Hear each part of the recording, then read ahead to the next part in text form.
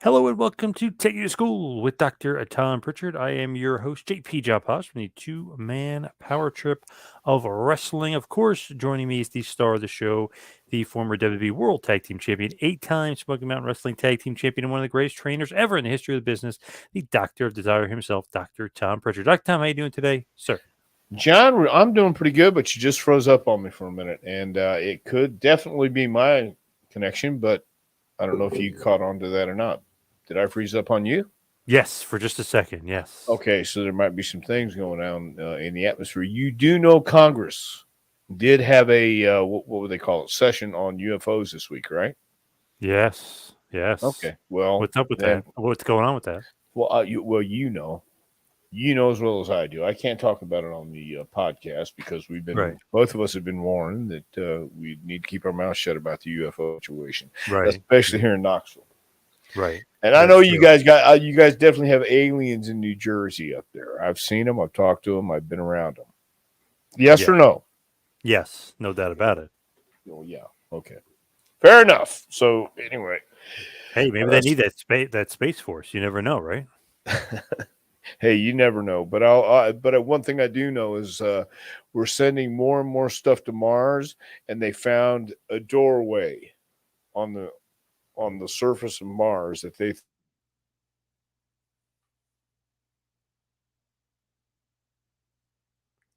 to something Think that Tom froze for a second, or am I I am too. frozen? I was frozen too. Yeah. Okay. Anyway, I'm sorry, but what was it called? The Uh, gateway, the forbidden door. no, the Independence Day.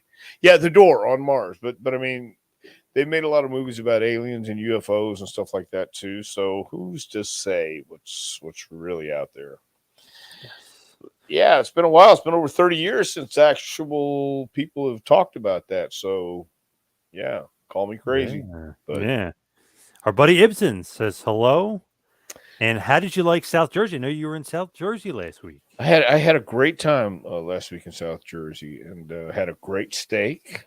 Went out with Denise and Darren with super crazy dojo. They had a nice turnout. We had about over 20 guys come out, which is always good to see. And they treated me very well. They treated the guys very well. It was a well run seminar. Had a great time. Loved South Jersey. Good stuff. Thank Really you, did. Ibsen. Yeah. Interesting question to start off the bat here from Daniel. Is Mr. Pritchard going to write an autobiography? Okay, first of all, Daniel, get the T out of Pritchard, put it on your back, prowrestlingtees.com. Thank you very much. We have tried, man. But here's the deal, and this is you'll understand this or you won't. When I started writing this, I did it with a guy in England, and we were doing a Skype, and then somebody else just asked me about doing this too. I don't know that my story is that interesting to anybody else, so we'll have to wait and see. I have to be wanting to talk about it. And the fella Mitch from Alabama who just started talking about this, I told him, I said I have to want to talk, and there's times I don't want to talk. Like right now, I really don't want to talk, but I have to because I feel like I have a commitment, and I would never skirt my commitments, John. So anyway, who knows? I won't write it. I tried to write it before too. I got past the second page and said, I don't think I need to talk about this, or I don't want to relive this.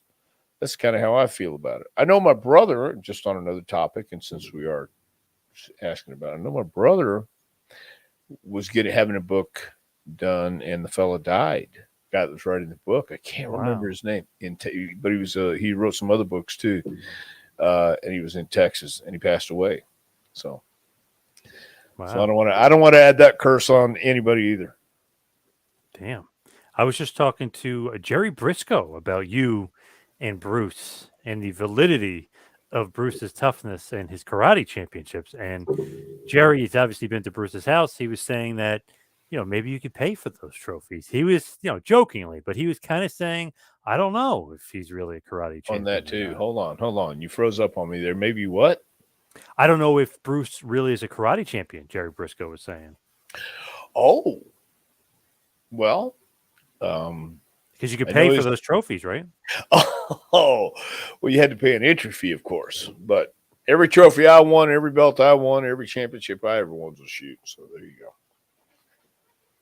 Nice. Ibsen said you could talk in the book about Smoky Mountain, ribs, training Right. wrestlers, etc. You have a lot to talk about. Everyone I wants to do. soak it in like a sponge. Yeah. Yeah, that's the problem. See, I don't know if I have to be completely honest and completely forthright. There's a lot of things when I think about it, it makes me cringe, and it brings up the past. Yeah, you got Um, to dredge up bad memories. Yeah. Or yeah, and drudge up.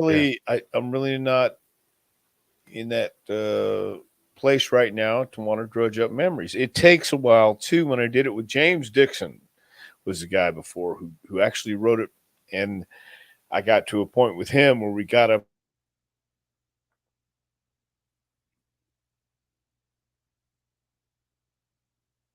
Oh, we're freezing up tonight. Why? Yeah. Crazy. I don't know. I got good Okay. connection over here. Man, it might be Anyway, yours. long story short, there's a lot I could talk about, but a lot that I really don't want to talk about and really don't want to remember. So there you go. I mean, pardon me. Um, I if I was like I got Ron Starr's biography, Ron Starr's book by Rock Rims, and I still have to read it. I have to read the rest of it. I'm about a quarter of the way through, and I know some of Ron's story. And if I haven't got to the California part yet, but that's where I was around him, and I don't I don't know, man. No, I don't have any intention of doing autobiography right now, but it depends how I might feel like an hour from now. You never know. Nice. Have you ever heard of FWC Wrestling from Samuel? He said we never answered the question. I don't even know what is FWC Wrestling. I don't know. Yeah, I'm not quite so sure. Florida or flies with crotches? I don't know. Florida Wrestling of Champions? I Maybe he really don't. means FCW. Maybe. Maybe FCW. Yeah. I do not Samuel, know, but what is the question about FCW? Or if is it or FCW? Yeah. FWC. Yeah, I Hmm. really don't know what that is, but I'd be willing to take a stab at it. I know Um, we've mentioned this before, but guys in the Hall of Fame, Mike D. What about Demolition going in the Hall of Fame? Axe, Smash, and maybe even Crush. I well, think I we've think mentioned this before. It's great that they're not in. we talked about them last week. Yeah. So yeah, I certainly just think they deserve. I don't know when they're going in, but we'll see. I know a buddy of mine runs the Demolition Fan Club. I think it's on Oh wow! 80s wrestling.com. Yeah, you can join the Demolition Fan Club. I think it's a pretty decent price. You get a whole bunch of autographs and a picture that Tony Atlas, your buddy Tony Atlas, actually drew of Oh Demolition. So, well, do you remember the days of the fan clubs in the back of the magazines? oh, yeah. Hell Okay, yeah. see, Yep. yeah. So that was kind of cool back then. You had pen pals and stuff like that, and the wrestling magazines were the internet and the Facebook and stuff at that time. Didn't it, we didn't have laptops and computers. Florida Championship Wrestling is FCW, not What was the question? FWC. Yeah. Huh? What was the question about Florida Championship Wrestling? I don't know. I don't either. But it was FCW, not FWC, which makes sense. Yeah. But yeah, we that was developmental. Then there was CWF Championship Wrestling from Florida. Yeah, Leon, you used to have pen pals. Yeah, that was the way a lot of people Yeah. met and changed, sent pictures, programs, stuff like that. It was getting. Do you remember Ron Dobrats by any chance? Doesn't ring a bell. No. Before the Wrestling Observer, but it was the same kind of content, and it had uh, professional wrestler um, Larry Shreves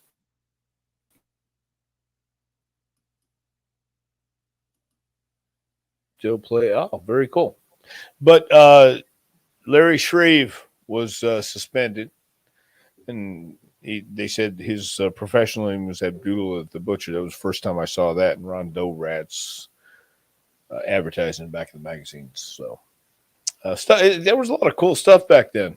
Yeah. programs and results, and people who send you pictures from Florida and all over the place. So, Heavenly Heavenly Bodies. Body. Great shout out. Damn, I love those Heavenly Bodies, especially you and Uh, Jimmy Del Rey. John, I can never really tell when you're being serious because that sounds like such a ludicrous thing to say with the Heavenly Body. Because at times I just goes back to writing the book. At times you're going, why in the hell did I do it that way? But then again, I know. I was just remember I was telling you about FTR. They were saying they copied some stuff from the Heavenly Bodies. So I didn't know that. I thought they did the Midnights. They grew up on the they no Midnights. they said they were taking stuff from you guys too. Well, we stole from Midnights too, so there it's a Yeah. double dip. Yeah. But no, I dug the Heavenly Bodies. I'm glad to say, and I appreciate that. That's from the UK, so very Samuel cool. said, "What happened to it, and where did it go?" I think NXT came about and Yes, kind of. NXT came about. They fired my ass, and they fired Jerry Rivers, and they fired some people that I didn't even know. They fired whatever. And that's a Hank Williams Jr. song, by the way. That Tommy Who Rich and everybody. Huh? who Who? Hank Williams Jr. oh, who was a huge wrestling fan? Oh, sorry. Huge wrestling fan. Yeah. See, I jumped the gun again. It's Yeah. been one Yeah. of those nights. You are I know he correct. was buddies with Dusty. Yeah, Yeah. yeah, And uh, Jerry Briscoe. Yeah. yeah, no doubt. So there you have it. They And some guy named just. Jack Briscoe, whoever that is, whoever Jack Briscoe was. I've heard of him once or twice. So anyway, Oh, what's going on here? Matt Bourne, Doink, is he Hall of Fame material? I would say yes, no doubt about it. I know your old buddy Matt Bourne. well, yeah, I certainly think his talent in the ring would deserve a Hall of Fame induction. I just don't know if that would happen because of his outside the ring exploits. And Yeah. no disrespect, but you know, I was in Japan with Matt too, and so yeah, I certainly think he's his in ring stuff, but then Matt was Matt, Yeah, he's and not. yeah, so, So let's get to the topic at hand. Kane, Glenn Jacobs, your cohort there at the JPWA, the Jacob Pritchard Wrestling Academy in Knoxville. When did you first meet Kane? I believe I first met Kane in Smoky Mountain Wrestling. And he was just teaming up with Al Snow, and we were just about to go with WWE full time. So I think the next time I saw him was when we came back for some shots, and so yeah, it had been 94, 95, whenever he and Al came in as a team. And then from there, we saw each other sporadically. And then when he came to WWE, obviously, when he got his tryout, we were there. So, yeah, since around 94, 95. Or no, we were there in 92, correct? You were there earlier, but he didn't get there until like 94. Okay. So when he got there, that's when we met up again. When you first saw him, what did you think? Like, oh, this guy's got potential. 6'11", 300 pounds, and he can move. Certainly, everybody did. Everybody said that. You just knew that and he had a clue. You could tell he the way he talked, the way he walked, he was just green. And I think when Jim Cornette brought him in to work with Undertaker in Louisville, Undertaker's looking at him going, yeah, we can make some money. So, and of course, like everybody else, went through the gimmicks, and he was a Christmas creature in Memphis, and the dentist and Diesel and stuff like that. So he went through a lot of the same frustrations people go through when they first start out and are trying to find out who to listen to and try to do it. Try to do the right thing. Throwing a bunch of stuff against the wall and keeping what sticks. But yeah, I think I certainly thought, yeah, this guy could definitely be a player. if he knows how to play, if he knows how to play the game. You get in there and learn, and he did. He became one of the two top guys, gimmicks in the business. So did pretty good for himself, I think. Really, 95, January of 95, he makes his debut in Smoky Mountain. It's probably when you kind of first meet him. Really Probably. doesn't go to WWF until 95, really, but we'll get into it with the Isaac Yankem Okay. gimmick. But Superstar or Super Bowl of Wrestling in Smoky Mountain in Knoxville, of course, was against The Undertaker. And that was really his like coming out party, I think, because that's like, you get on Undertaker's radar, nothing but good things. Oh, no doubt. So I guess it was Knoxville. I thought it was Louisville. Once again, it's been a long time. But yeah, I know when Taker saw him, I'm sure he just said, "Whoa, this guy definitely has potential." And my God, what matches they could have, and it proved to be true later on. So yeah, he trained. Glenn actually trained with Malenko, Boris Malenko, and Dean and Joe, and in Tampa. So that was kind of cool, and he enjoyed it. They let him stay at the house, and he was learning the ropes from the right people, and eyes got on him, and he got an opportunity and went full bore with it. Regarding Kane, did Corny bring him into the WWF? Well, I don't believe he brought him in, but he certainly was a conduit with that, because he was running Smoky Mountain, and of course he would tell Vince and everyone about Glenn. But they were watching, and they knew, and we're always on the lookout for big guys like that. I'm sure Taker went back and told them too. So Jim inadvertently or indirectly certainly brought him in, but it was more, hey, let's see what this guy has. I know it's like the old Hogan line, but he sees a guy that has potential and he likes him, like he sees the giant Yeah. playing basketball or whatever it was, a celebrity basketball thing. He's like, I can make money with this guy. Undertaker probably Yeah. said the same thing. Yeah, I can make money with this guy. Of course. Yeah. And that was what it was, and it still is, or it should be. But yeah, when you were out there and just happen to see somebody who looks larger than life, or who could be larger than life, why not? And Glenn was definitely that. Um, you can't teach somebody how to be 6'11". You really can't. But and you can't teach anybody how to be. Well, you can. You can teach people how to play the game, but you can't teach people how to be smart. I mean, you got to be smart to listen to people tell you what to do. And you got to know who to tune in and who to tune out, because not everybody's going to give you your best interest, or going to have your best interest at heart. So, but it was like everybody else, man, just a learning process. But I do believe when Jim Cornette saw Glenn for the first time, he definitely, in his head, because he knows, Jimmy's a smart guy. In his head, he probably said, "Hey, this guy certainly is a top guy and looks the part, is the part. He's authentic. Let's just see what he can do." And how crazy is it that you get a gimmick eventually after you've been through some less than decent ones, where you're in a mask, bodysuit, and you can't talk? How do you how does that work? Well, you got to do it with body language. You got to do it where people say, "Man, this is, you got the Undertaker's younger brother who burned the house down," or whatever it was, and that's got to be Kane. And great. I mean, all the circumstances surrounding his debut. That was the day, Brian Pillman was found in the hotel room dead, and they still go on with a match, and it's Hell in the Cell and the Undertaker, and so it kind of worked out good. Funny question here from Big Fish: is Kane a Trumper? Just following his politics, I don't think so. Just because he's more of a libertarian, and I don't think I know they kind of lean conservative, but I don't think they like Republicans. I don't think. Well, is that Kane the devil's favorite demon, or is that Kane as in candy cane? Because it's spelled obviously, it's spelled with a C. We're talking about Kane. Yeah.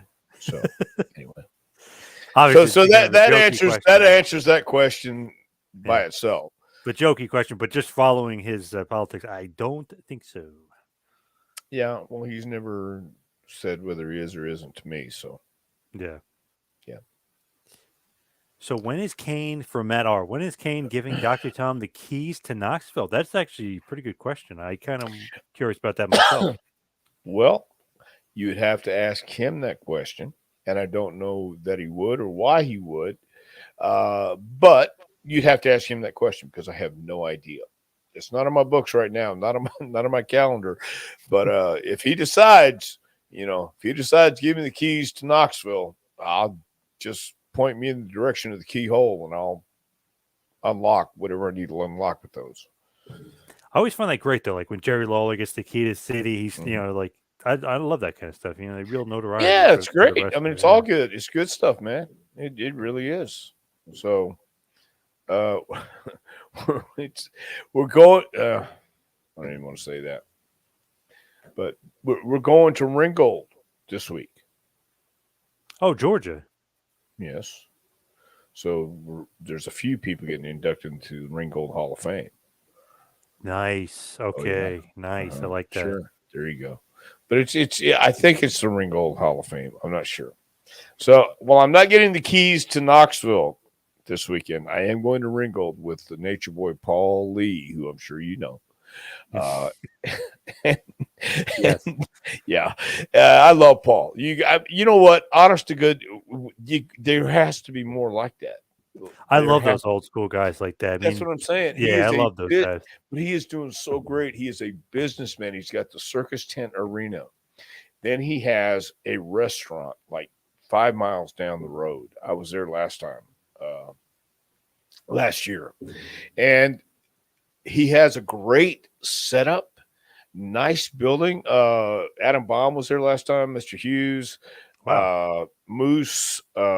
Gosh, a bunch of old school guys were there signing Bagwell. Buff Bag. No, Bagwell couldn't. This is when Buff got in the wreck Oh, he and broke his arm. Yeah. broke. Yeah, all this stuff. All this stuff. So this weekend, the Hall of Fame in Ringgold. It's not the Keys in Knoxville. It's not the WWE Hall of Fame, and I'm sure it's even better because I don't know if it's even better, but it's kind of nice. People going in the Hall of Fame there. Yeah. So Very cool. yeah, Glenn is more Ron Paul. I think he means is it Rand or is it Ron? no, that's wrong. Than Trump. Oh, it is Ron. Okay. Oh, maybe it is Rand. I'm sorry, but no, no, no. He could be talking about his dad. Yeah. Either one. Yeah. Either one. Yeah, for real. Interesting. Interesting. And I What would like did? to know. Whoa! I want to know how he knows he's more like Ron Paul. Yeah. He doesn't we're, know yeah. Glenn. We're gonna have to find that Yeah, out. Yeah. exactly. What did Kane think about Isaac Yankov's gimmick? Did he ever mention anything to you about it? Because obviously he comes in WWF, he wrestles Undertaker, but they give him a crappy gimmick. And I Yeah, know Kane and Undertaker have talked about this before publicly. Like Undertaker's like, just take it. You're getting in the door. Just take getting it to in the get in the door. I get it, but yeah. yeah, I don't think he liked it either. But then he's come to accept the fact that not only um, was it a horrible gimmick, but they made an action figure out of it, and he's getting money off that too. So he's like, all right, I didn't like the gimmick, no, but I like the fact that they're making something out of this gimmick, and I'm getting paid for it now. So I don't think he liked it. I've been in that spot too, but not like him by any Yeah. stretch of the imagination. Just didn't have. I had a gimmick I didn't care for, but I don't think he cared for it. I really don't. I remember Shockmaster. Remember Fred Ottman had, How could you forget? so they made the figure, but in the box they have him upside down. Of And it course, was like a rare figure, and he loved it because he got a bunch of them, and they were yeah, worth a couple hundred a piece. They were really right. rare, so he It's was making money. He was signing them. I mean, he killed it. Yeah.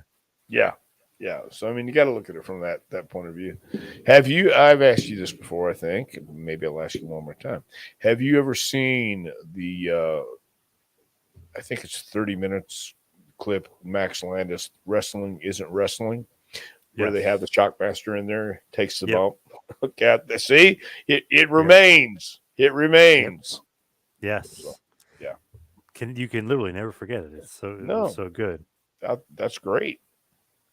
Kane comes off as a nice guy, but has Dr. Tom ever seen him angry? Yeah.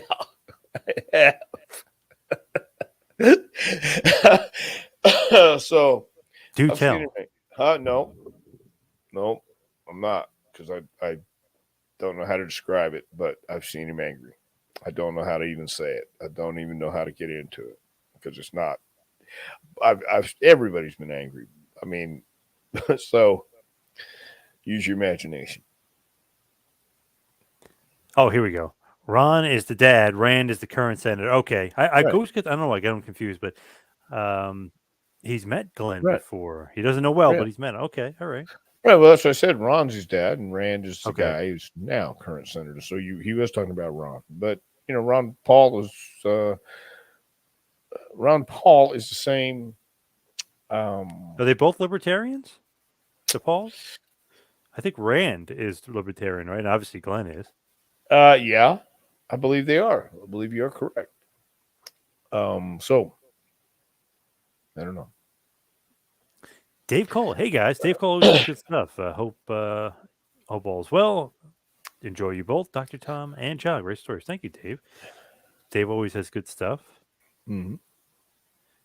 Good evening from Franklin, Ohio. Go Bucks. Dwayne Norvell. Okay.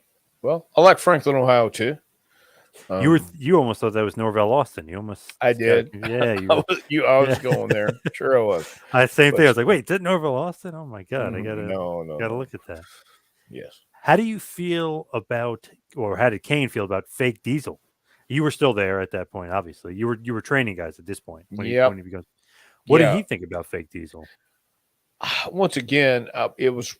He's never mentioned this to me, but this is what I would think. This is just my opinion, but I don't know that that was another gimmick he was very comfortable with because you had Diesel and Razor over in WCW, and you know the implication and what they were trying to do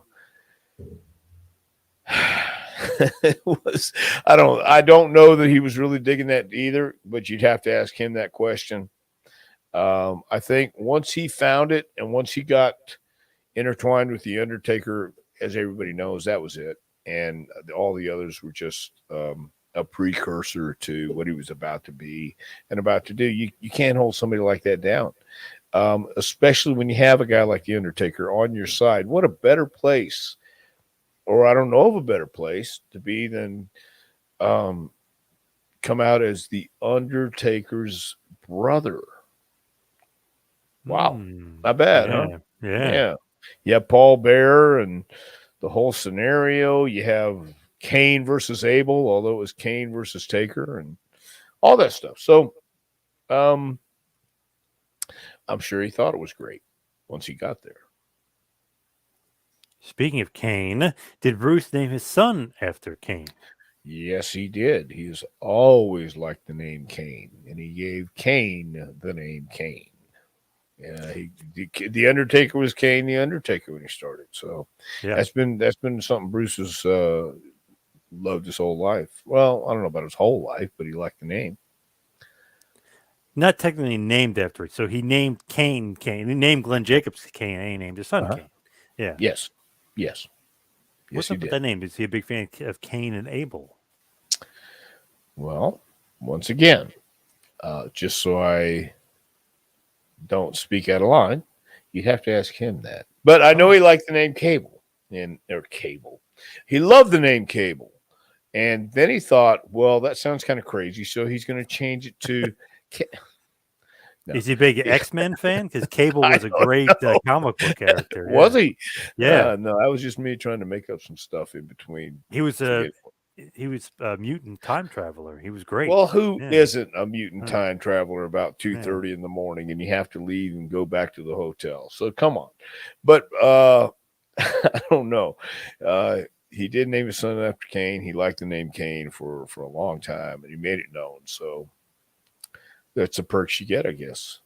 Yes. Pensacola in the house. Yes. We talked about it Excellent. a few weeks ago. Yes, The we did. And I, hottest rats from Pensacola. Yes. come on now, how uncouth can you be? Just one second, Mister. But but I actually lived in Gulf Breeze, which was 10 minutes, whatever the gym was, name, and then 10 minutes from the beach. So uh, if I could only go back, I Kane was definitely would. Unabomb. Yes, that is Yes, he true. was And Unabomb. yes. Wasn't Undertaker's? Yes, we just said it. Undertaker's first name was Kane the Undertaker at first. Yes. Did Bruce ever kind of say why they got rid of the Kane part and just made him the Undertaker? They never. Vince just didn't like it. No, we never really talked about it, but I can just assume that it was better just the Undertaker, and that was the feeling at that time. So I don't think it was that much of a controversial thing. I think it was just one of those things that you start out here and then you wind up there. Barbara was saying yes. Bruce did come up Yes. with that. That is definitely very true. Who had the idea of Glenn being Kane? Was the idea thrown to another wrestler, or was Glenn the only man for it? I think Glenn was earning his stripes while he was there as Isaac Yankem and Diesel and stuff like that. So I think you had him there. He had a great attitude, and I think he got along well with Taker, and they hit it off right off the bat. So I again, I don't know specifics. I keep clarifying that, but I'll make it up as I go, I guess. But I would think that Glenn and Glenn and Mark, the Undertaker, uh, became pretty good friends on the road. And when this angle came up, he was at the right place at the right time. That's what I would assume, and that's what I would Yeah. think. Yeah, Imagine how like salivating he must have been. Like just thinking like, okay, Isaac Yankem. Oh, God, I'm an evil dentist. Fake Diesel. I'm copying the guy over on the other program that's yeah, killing us. You know what I mean? Like yeah. his old gimmick is killing us. And And then then Kane comes yeah, out. Yep. yeah. So I mean, I think probably during that time he might have been discouraged. He might have thought that way. He might have just said to hell with it all, uh, and I think someone probably sat him down and said, "Look, this is the way it is, and this is what you need to do." Because not everybody knows that, and somebody has to smarten you up, and you have to be smart enough to take the advice or leave it alone.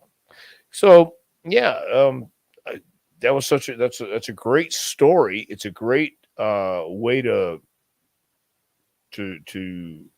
follow the trail. You know, you start with this shit gimmick. We're going to give you something. Not always going to work, but you do the best with what you got, and you keep coming back, and uh, people watch you and see how you react in the locker room, backstage, in the ring, on the road. So, and Glenn was destined to be a top guy, no matter what. He just like he was destined to do what he's doing now as the Knox County mayor. I mean, he's doing a great job. Yes, Christmas creature. Doc Tom mentioned it. Yeah, Bruiser Mestino. That's true. yeah, Wrestled and jobbed out to Sting in WCW as a Bruiser Mestino. Oddly enough, in '93. So yeah. Everybody interesting. jobbed out to Sting in '93. So Well, yeah, yeah. yeah. What did you think of Corporate Kane? Was that close to Glenn Jacobs in real life from Johnny? No, well, I think Glenn knows how to wear a suit. No, knows how to make it look good. And I believe that was his transitional period. Anyway, he was thinking about politics then, probably, and I don't believe corporate Kane was necessarily Glenn in real life in his mannerisms, but it might have been certainly an extension of Glenn looking down the road and having ideas to wearing a suit and becoming an executive somewhere. And he had an insurance company. He had oh gosh, other businesses here in Knoxville, and became a successful small businessman. He and his wife Crystal. So he was wearing a suit during the day. He was an executive during the day, and then his interest in politics just got a little itchy. and he he scratched it and he worked hard to get there. He beat the pavement. He went out and knocked on people's doors, and he was genuine. When people met him, they're seeing Kane knocking on their door, and then he talked to him, and he was intelligent, and he won. So so that was Glenn in real life, knocking on doors and talking genuinely to people, not trying to play a part, not trying to be a BS politician, but actually genuinely talking to people, listening to what they had to say, and doing the best he could with with all that information, and did a great job in debating the candidates he was on stage with. So Did you only wrestle him once? That's all I could find was Smoky Mountain Wrestling. Remember when we had him on last year? He was saying it too. He's like, I think I've only wrestled you once. It was a four corners elimination tag match. Heavenly Bodies, the Thugs, Al Snow Unabomb, and the Headbangers. That was 8/11/95 in North Carolina. It's the only match I could find that you're in with Kane. probably, probably so. There never would have been. I mean, we weren't in Smoky Mountain at the same time. He and Al was, and then by the time he got there, yeah, you said 95 Yeah, or 94. Okay, 95. so Yeah. 95, I was with Chris Candido at that No, stage. you're still Heavenly Bodies, and then Was eventually I? you would yep. Candida was You- more towards 96. Okay, This is maybe so. summer of 95. Yeah, Well, so okay, so I you're started you're like training in summer. floating back and forth. Yeah, okay, so 96. Um, So probably just at one time. But there really wouldn't been a place or an occasion for it to happen. He was a single. We were still tagged in either way. And so I started training guys in August of '96. So that's when I kind of stepped away. Steve St. John, Prior Dr. to that, Tom's. huh? This is from Steve St. John. Dr. Tom's thoughts on Kane's 24/7 championship reign. One of the greatest championship reigns ever. I think of the time that Rogers beat O'Connor or Sammartino beat Rogers, Funk and Briscoe, Harley and Funk, yeah, Jack and Harley. Yeah, the list goes on and on. What I can compare it to, That's so incredible. funny. I mentioned to Jerry, I said, "Hey, you remember when Dory Funk got in that accident on the farm?" He goes, Oh, did "Where's you? the?" He said, "Where's the police report? Where's any scratches? Any proof of an accident?" By Such, God, such a what great Jerry story. say? Yeah, Did he Jerry? got. He was saying he's like, I don't know if I believe it. It got to where it needed to be eventually, with Harley winning and then Jack beating Harley, and then Yeah, Jack eventually beats Dory in Dory's chase to regain the title. So it kind of all worked out. But at that time, I know they were pissed. I was there at that time. I was in Houston at that time. It was a. I didn't know it at the time, but as I got to I was 13, whatever at that time. And see, that's where we talk about what the real part of wrestling. It's not in the ring so much. It's the outside manipulations that get you. And that was the game. So and I love the Funks. I grew up with the Funks.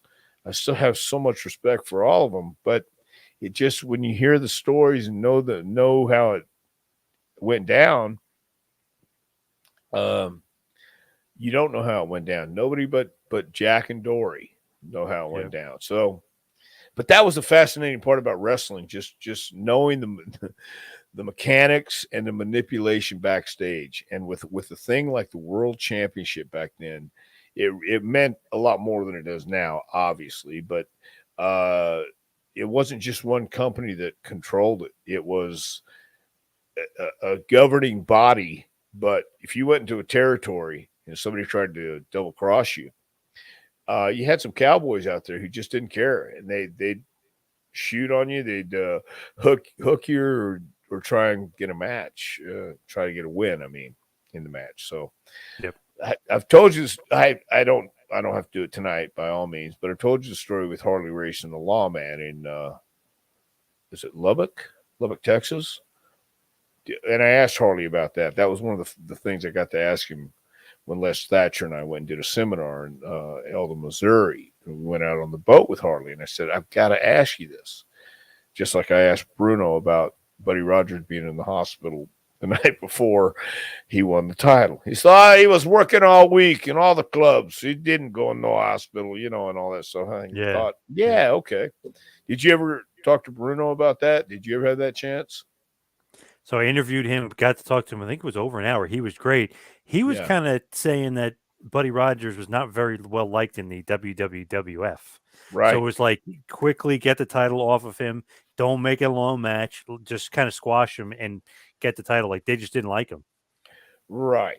So I mean, that's from the horse's mouth. That's from the Yeah. guy who did it. That Yeah. was from. Okay, Yeah. he has no reason to lie to you. There's Not no that he would reason to anyway. fabricate. Yeah.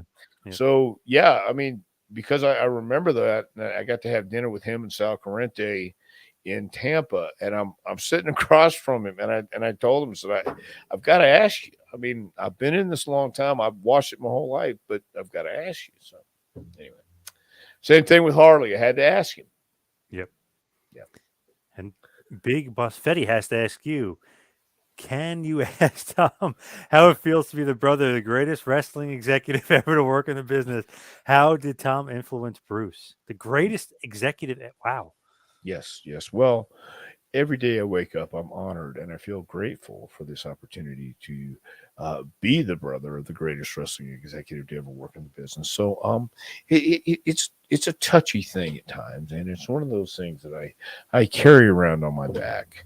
Uh, but I've got broad shoulders. The Boss Fetty. I'll just call you BB. How's that, man? Do you want to induct him into the Hall of Fame if when he No, gets there?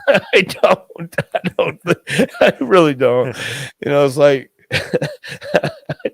I'd rather have somebody like I don't know, the Undertaker. Dude, what do you Right. think? Okay, Yeah. It might turn into more of a roast. You know what I mean? no, no. I think Taker would have better material than I would anyway, though. So Glenn's very all smart. for a roast, you know. Yeah. Yeah. When it comes to politics, he says Norvell again. Norvell Austin, Dwayne Ah, Norvell Austin says yes. Kane's very smart. Jason says since he's mayor, do you ever call him Citizen Kane as a rib? No, actually, no, I haven't. I called him Mr. Mayor a couple times in the beginning, and then I said, no, no, this is it's Glenn. you know, I know it's Mr. Mayor, but no, it's Glenn. So not even Citizen Kane. Do you remember 2006 when they did the Kane and versus Imposter Kane storyline? It was actually Luke Gallows. Doc Gallows was the Imposter Yeah, Kane. Tomorrow is May 19th, which of course Kane made that into a very infamous day because he was promoting his movie See No Evil. May right. 19th. Remember he kept saying what's the deal with May 19th? Everyone kept asking him. So Ian England wants to know, do you remember the feud between fake Kane Yeah, and real Kane? yeah, actually I do, and I think that was another unforgettable angle, wasn't it? Yeah, A lot of they it was. dropped it quick. Yeah. So for whatever reason, but I another guy, one of my favorite guys, is Luke Gallows. He just since I met him as the freaking deacon the first time, he's he's one of those guys that is fun to have around, fun to be around, and hell of a worker too. El Insane. Nino says, I love hearing your insight, Dr. Tom. Thank you so much. Nice. Oh well, it's El Nino and the Nacho Man, so I like it, man. Thanks, John. I appreciate you. A great job with the show. Hold on, B double B. I think there's an H in there too. Am I wrong or right? Is there an H in John? Sometimes. That's my point. There's no Sometimes. consistency. There's no consistency. For me, always, but other people sometimes there's an H in No, there. I'm not Yeah. accepting that. That's not acceptable. Go ahead. What are we doing? Look at this. Tom would beat Bruce in a shoot. Oh my God. Hmm. There's always comes back to you and Bruce in a shoot. I don't know why. I think because people have different ideas and recollections than I do. And as I keep moving on forward, all I realize is I can do what I can do now. If I could beat Bruce in a shoot, I really don't believe that would mean a whole lot and it wouldn't pay much at all. So therefore, I've got to look at that aspect of it. Other people won't see it for the fact just saying that they thinking that could happen. Well, um, I'm not so presumptuous that I would say I know what would happen or who would win. I know what would happen. Definitely know what would happen. I don't know who would win, but I do know what would happen.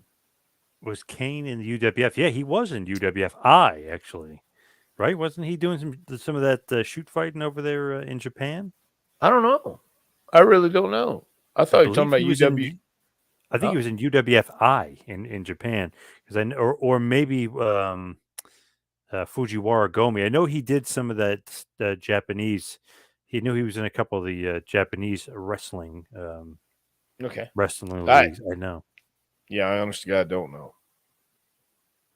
I have to I was find doing out. I was over here when he was doing it over there. If anything, Hey, you went over there a few times. a few had a great time over there. Every time, have you ever had Korean barbecue? Yeah. Oh yeah. Oh yeah, then yes.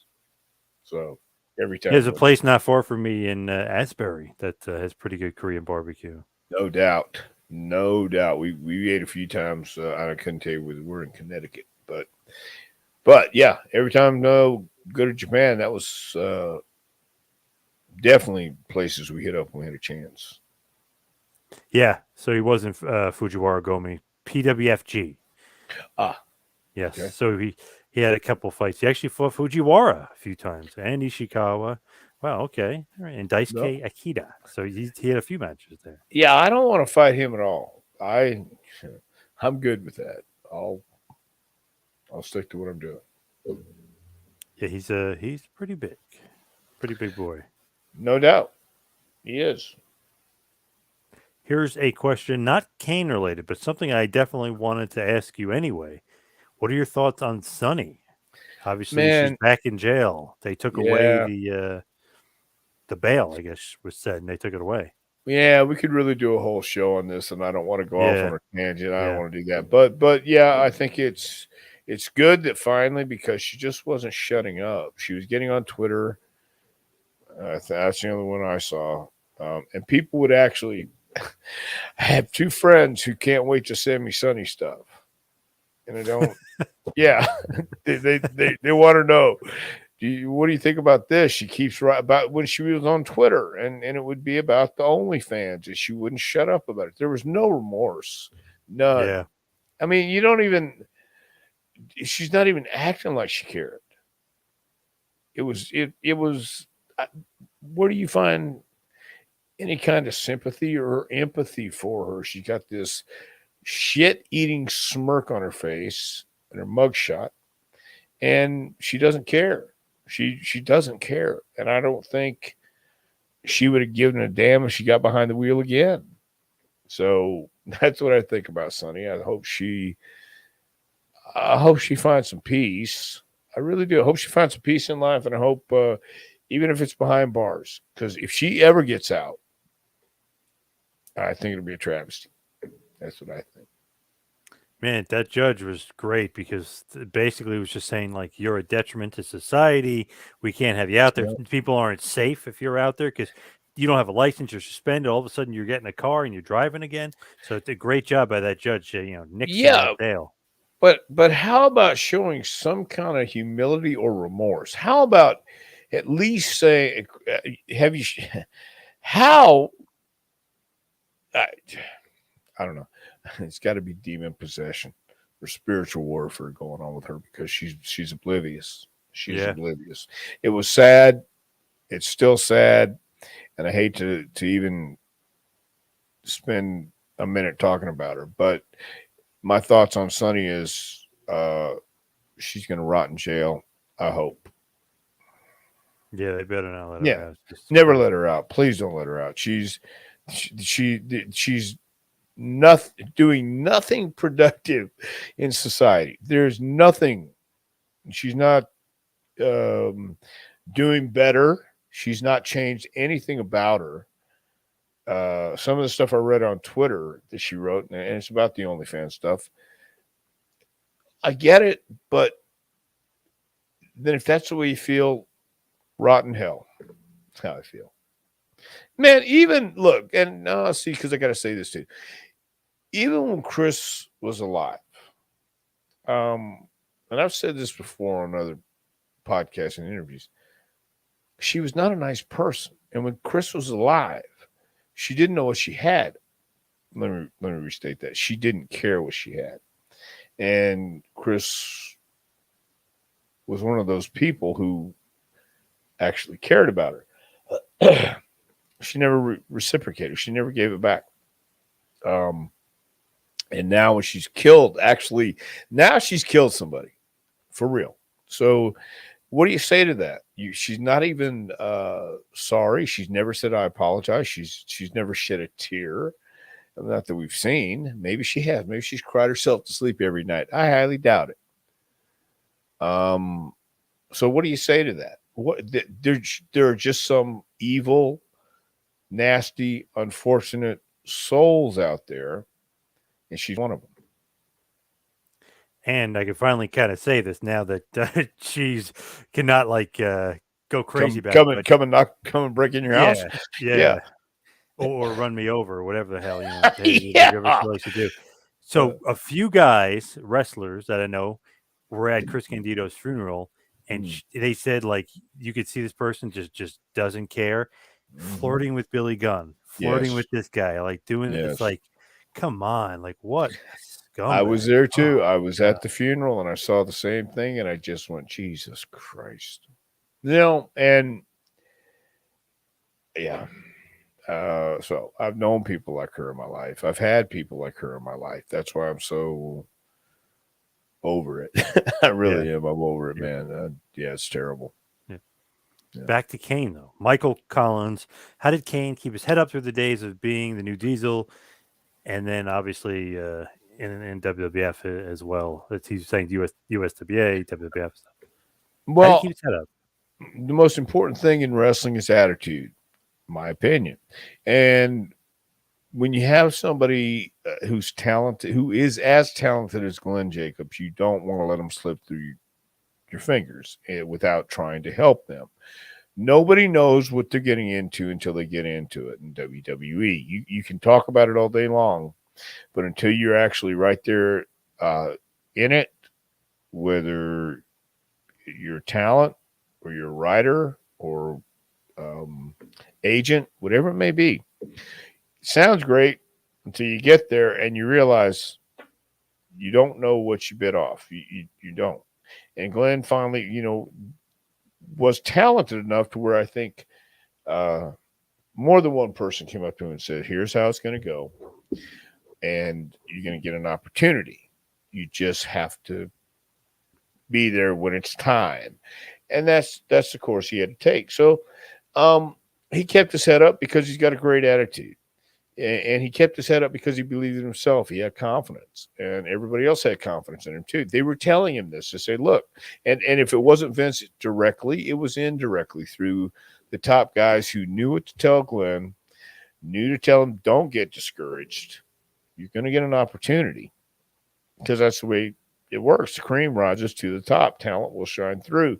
You have to have confidence. You've got to have a performer's ego, and Glenn had that and more. So you got to look the part. Who else looked the part of a Glenn Jacobs? He's imposing. He's intimidating. He's a spectacle.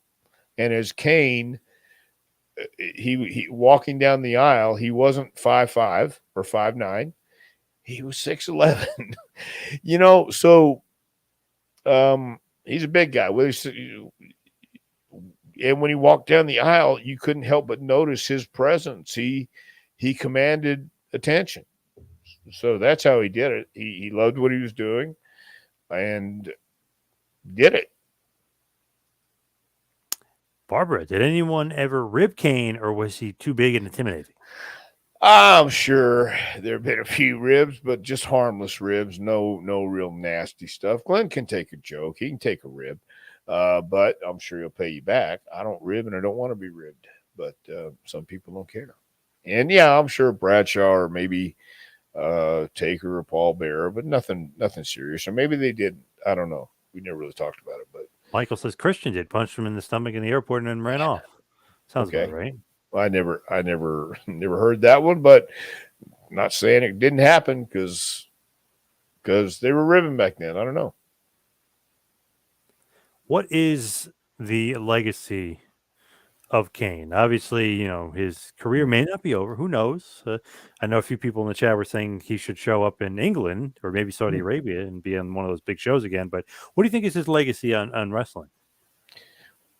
Certainly groundbreaking and one of the two greatest gimmicks of all time. You have to say that one of the two. I mean, Kane and Undertaker.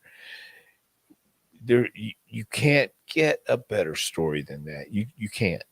And I think he's going to be remembered as always in that group with the Austins, the Rocks, Taker, Kane, um, the Shawn Michaels, the Triple H's, and Mankind's, and things like that. He's there. He's that guy. He's in that crew. He's in that group.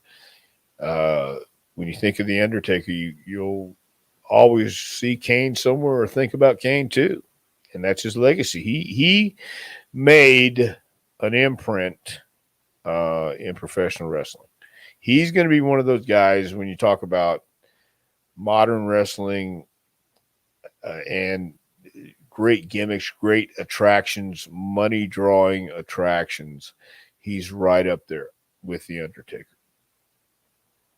Let's answer a few of these just random questions for you, Dr. Tom. If you could form a tag team with anybody in today's wrestling, who would you pick as your partner? Wow. I haven't really thought about that, but gosh, Randy Orton. Yeah. Good choice. Good Yeah. choice. Talented, smart guy. Dr. Hate, Tom versus Brother Love. Book it. Interesting.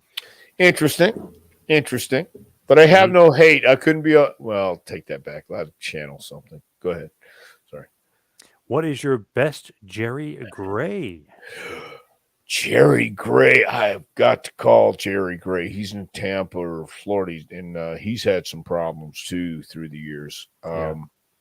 Jerry was a great guy. I met him in Portland, and he was a lot of fun. I remember him being like me when I started, kind of quiet, didn't want to rock the boat. But as he found his confidence, he learned. He learned how to play the game. He was the Maharishi in Memphis. He played like a monk or something with a tambourine and put the money, pass the tambourine around for money. Forget what it was. It was one of those guys, the guys that would play the tambourine. Buddhist monks, kind of like that. But my best Jerry Gray story, I guess. Ooh. Well, yeah, right. That's what I'm saying. I can't, because I'm seeing how it began and know how the ending was, and I don't know that I want that out there. I don't think Jerry wants it out for public. Yeah, don't get Jerry in trouble either. Here. Yeah. No, we had a good time. We really did. I can't think of any specific stories right now, but we really did. We lived in the Bomber together. He lived in number 1. I lived in number 2. And there were these little cabins in kind of a horseshoe outside of Portland, and the Guru, outside of Portland, Milwaukee, Oregon. And he had the first cabin, which was probably the nicest. Then I had the second nicest, I think, which was number 2. They were all nice. It was just, for me, it was a perfect setup. And when we travel, we just had to go out the door. He'd be at my place, I'd be at his place, whatever it may be. And we had a great summer. We really had a good time over there. Gotta love it. Gotta love those days. Yeah, it was great. Do the toughest guys control the locker room, or is it the best politicians? Well, I don't know about these days, but the guys with the most respect and the guys that knew how to talk to, I think, the majority of the guys all the guys had to trust him and respect the guy. So I'm sure you had to have toughness to get respect, but the same thing goes as you give respect, you earn respect, and then you get respect. And that's been the recipe for as long as I've been around, as long as I've known. He had to be a tough guy, but at the same time, sometimes the leader in the locker room was friends with the toughest guy. Didn't have to be necessarily tough, but he had to be smart. And he had to be trustworthy to a point where the guys felt if there was an issue and they couldn't go to Vince or they couldn't go somewhere, um, talk to the guy who can and see what you need to do because he usually knew. He had already been there. He had already followed those steps. So From Matt Classic, Tom, when you were working for Watts around '85, you faced Hacksaw Duggan in the TV tournament. You just walked out after 3 minutes. Why? because I was a heel, and I got to tell you, I lost so much valuable learning time with Bill Watts that I wish I would certainly do it differently if I went back. And there's plenty of reasons why I did what I did the way I did it, and that's why when I get to that point in the book that I've tried to do, I just go, "Oh no, nobody needs to know this. No, nobody past who already knows. Just leave it alone and let's talk about something else." Because I feel so uh, stupid and ridiculous for not knowing what I had right there. Right there. Cornette talks about it being a boot camp for wrestling. I mean, it's perfect. Just to get that knowledge from Bill Watts, Ernie Ladd, um, and others that were there. I got knowledge, no doubt. I did, and I got some information, but not like I should have. Not, I didn't. I didn't. I was stupid. Let me just say it like that. So that's why I walked out because Bill Watts actually came to me and said, "Hey, have you ever thought about being a heel?" And I said, "Every day." And he goes, "I can see that when you walk through the ring." So we did an angle with Tim Horn. And then as that was going on, I believe this was during the time. I don't necessarily remember the match. I remember another match Duggan and I had in Houston where he took a chair and was going to swing, and I was supposed to move, and he hits the corner post on the outside. And I moved, and Jim told me before we went out, he says, "Make sure you move because I'm going to bring it." And I said, "I got you." So that was a timing thing, too, as a heel. And if this was on TV, yeah, this was on TV tournament. I think that was just an idea to give me another opportunity and walk out and be that guy. So that was all that was. And I yeah, I regret a lot of things, but not being as involved as I should have been in asking and learning from Bill Watts and Ernie Ladd is one of the things that I look back on and just shake my head going, God, man, Brad Armstrong. Ernie Ladd put over Brad Armstrong because he not only respected his father, but he had great respect for Brad.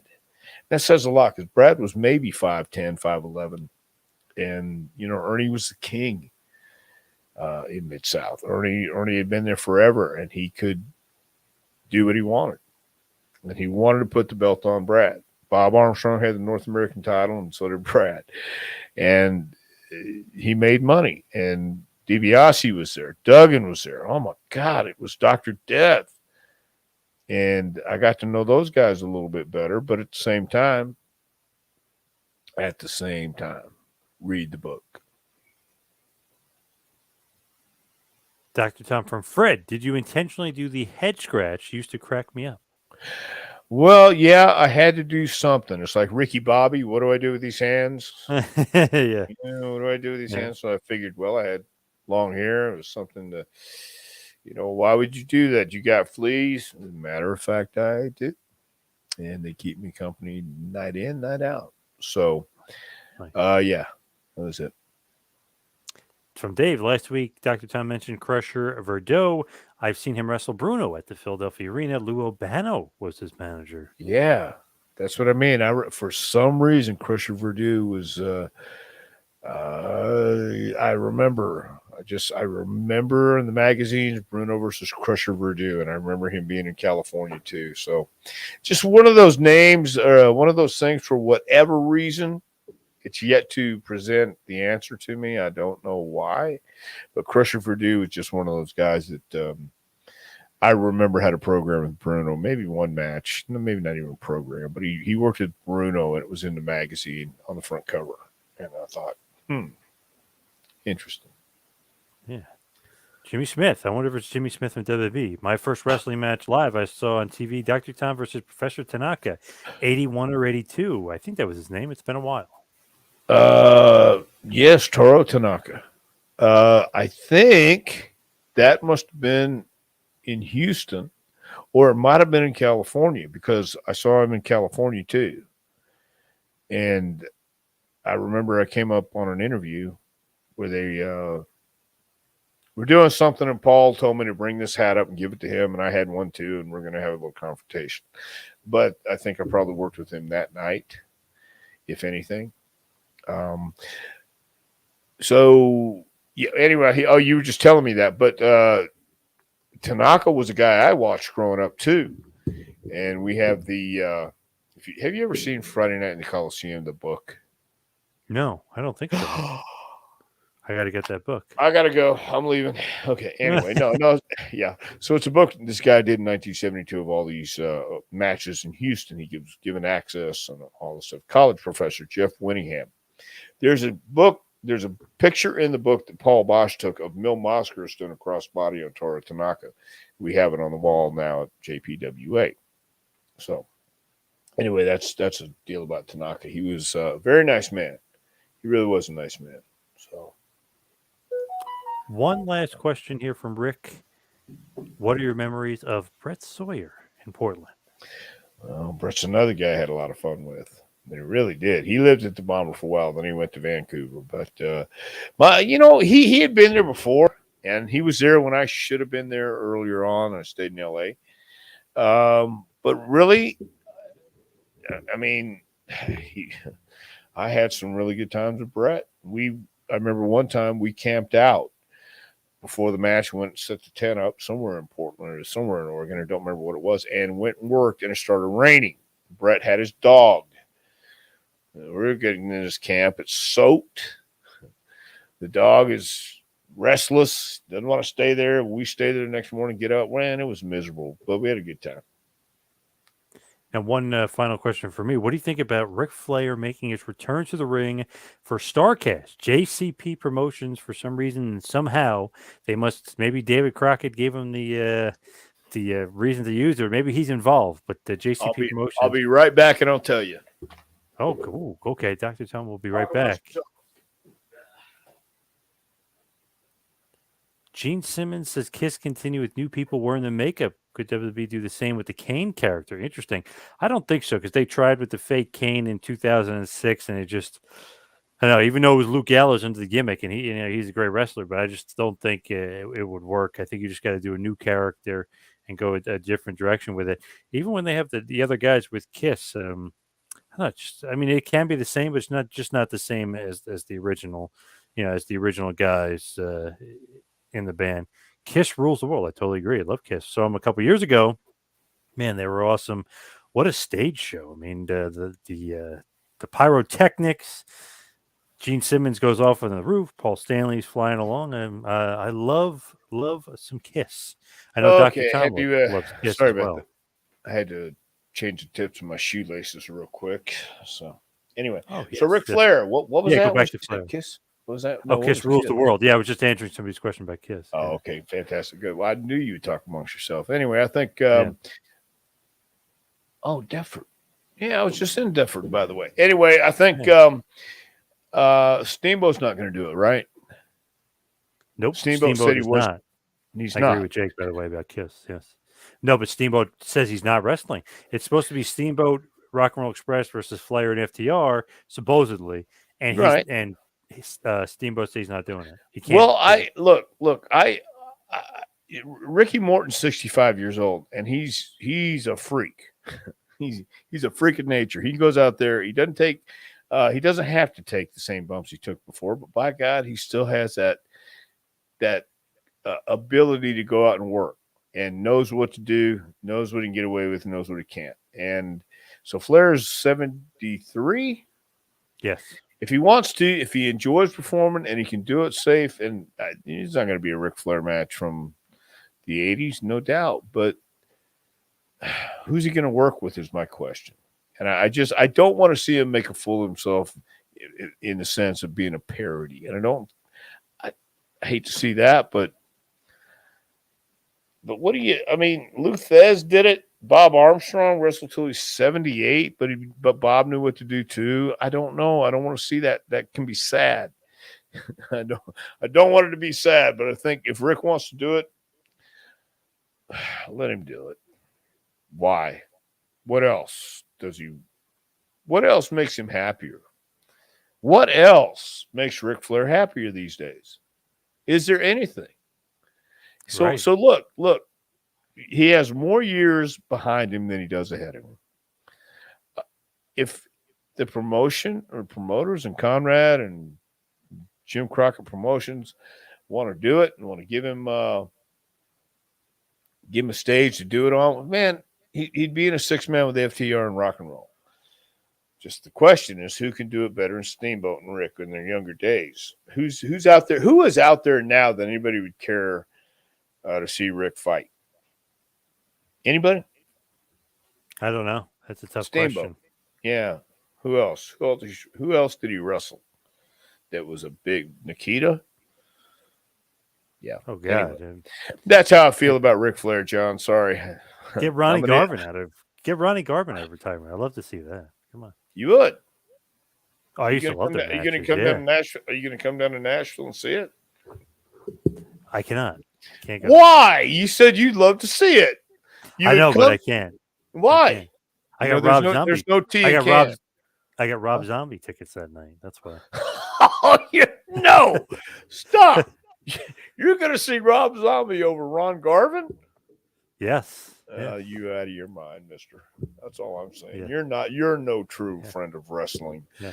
If it was Ricky Steamboat, you would go. Maybe Sting, if Sting's allowed. If FTR's allowed, Sting should be allowed. Maybe Sting in rock and roll. That would be awesome. Yeah. That's genius. That is actually genius. Sting's a good name. See, good thing it's on Fight TV, because then I could watch it, buy it, record it, and watch it later, which you can do on Fight. You are not a friend of wrestling, pal. I am so disappointed. Rob Zombie. Rob Zombie is a middle-aged man dressing up in powder and boogeyman shit. That's juvenile, actually. Come on. Well, I already got the ticket, so I'm like, not going. Right? I think I'd opt for Rob Zombie too. But it's really interesting. Obviously, Conrad is Flair's son-in-law, but I mean, it's the Nashville Flair grounds for the weekend. The Horsemen are all showing up to do a stage show and autograph signing. Great. So, yeah. Well, there you go. It's going to be a spectacle. So why not? I mean, let him have his day. Let him have that, because I don't want to say that's all he has, but pretty much right now, that's it. Yeah. I mean, why not? I know he's living for the moment, and why not make each moment great? Terry Funk. No, I don't think Terry, because Terry will go nuts too. Yeah.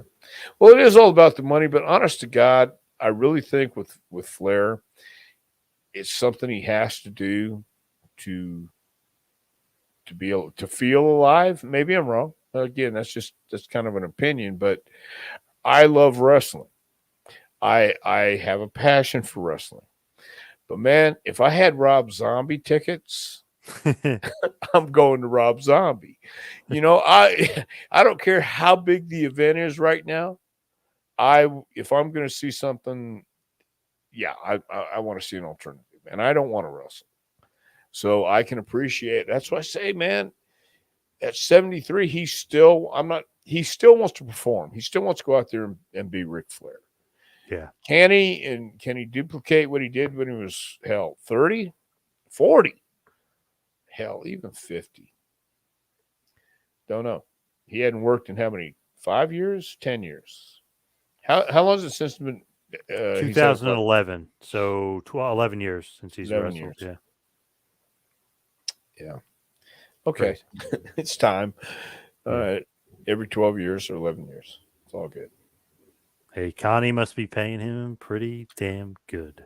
Well, I think they're going to do pretty damn good. Yeah. If, Oh, yeah. I if agree. anything at all, it's SummerSlam weekend, and Yep. you're going to have a great uh, pool or group of people to choose from to come and see that. Why not? I mean, the Rock and Roll Express farewell tour against FTR, so they're going to have a blast. And then the team with Ric Flair against whoever it is, Sting, or whoever. Well, why not? Let's head towards the plugs and talk about your book, A Pro Wrestling Curriculum, Advice, Suggestions, and Stories to Help the Aspiring Pro Get to the Next Level. Tom, where can everybody get the book? You can get the book at jpwrestlingacademy.com. On the front page, just click it. It will take you to Amazon and you can order it there. Again, jpwrestlingacademy.com. Of course, you can follow me on Twitter and Instagram at Two Man Power Trip. Check out the website, tmptempire.com. Follow Dr. Tom on Twitter at Dr. Tom Pritchard. You can go to Pro Wrestling Tees, ProWrestlingTees.com, and visit the Dr. Tom store or the JPWA store. Tom, what else you got going on? Ringgold, Georgia this Saturday night, and be in West Virginia, Nitro, West Virginia, the week after that for Chance Profit and his promotion up there. So it's going to be a busy next couple weeks. Nice. Good stuff as always. Thank you, everybody, for the questions. Thank you, everybody, for listening. See you right back here next week for Take You to School. Dr. Tom Pritchard. See you next week, folks.